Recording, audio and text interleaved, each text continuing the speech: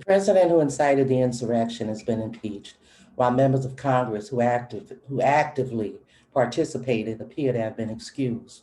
And while acts of terrorism were committed by those protesting at the Capitol, neither they or the organizations they represent have been deemed terrorists. And where charges were made, they're minor in comparison to the damage that was done.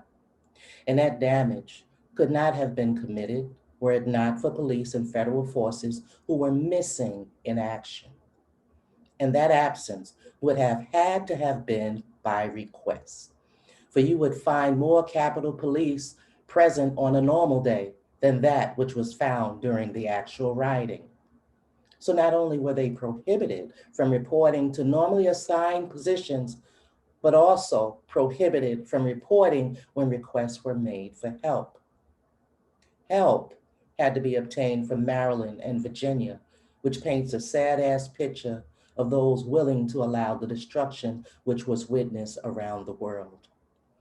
To fully understand and comprehend the magnitude of what was done, and to leave no doubts in the mind that this was a deliberate, concerted effort, not by protesters, but by those in authority, you need only to look at the swiftness in which police are called to a scene when allegations are made that a gun is present and the person in question is a Black man, or when a radio call comes in saying that an officer is down, meaning that he's been shot or wounded. No permission is needed. There's an immediate response from every cop in the jurisdiction, and woe to the culprit or those believed to be the culprit, because there'll be a manhunt unheard of until the person is caught and captured. Because the one thing that police don't do is let it be said that one of them was maimed or murdered and nobody held accountable. So who gave the call for police to fall back while officers were being bludgeoned to death? Whoever they may be, must be some pretty powerful people, because apparently police have obeyed and allowed rioters to continue for hours. So rather than focus on the man who's been impeached, those within Congress who are just as guilty, or even the rioters themselves, I submit to you that the focus ought to be applied elsewhere, where we've been prevented from looking into and seeing. Because how is it possible that all those fingers pointing have no part in the desire of those people who are willing to sacrifice it all to dismantle a government set in place for a mere 4 years? For you can only incite what's already present and hidden, but saw no opportunity or place to arise and express itself. Trump is guilty of being able to tap into that and providing an unrestrained release.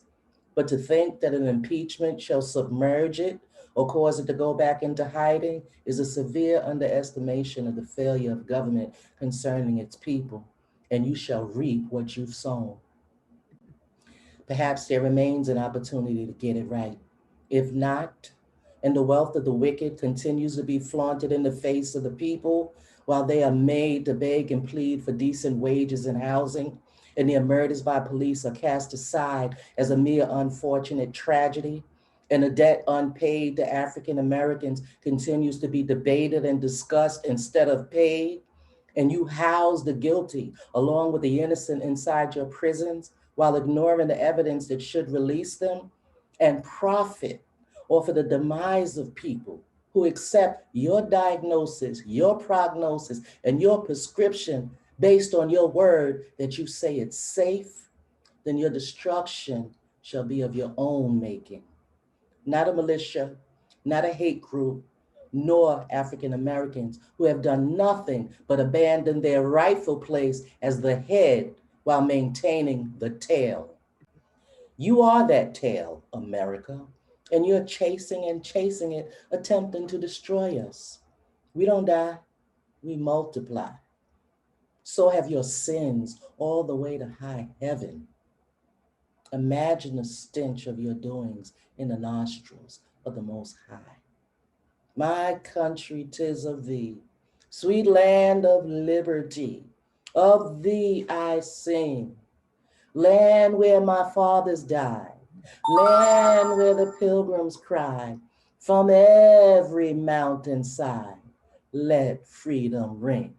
while you captured and hunted and enslaved men. That is what it means to be a patriot. Didn't you know? And if that is who you are, then you are no better than those you fight against.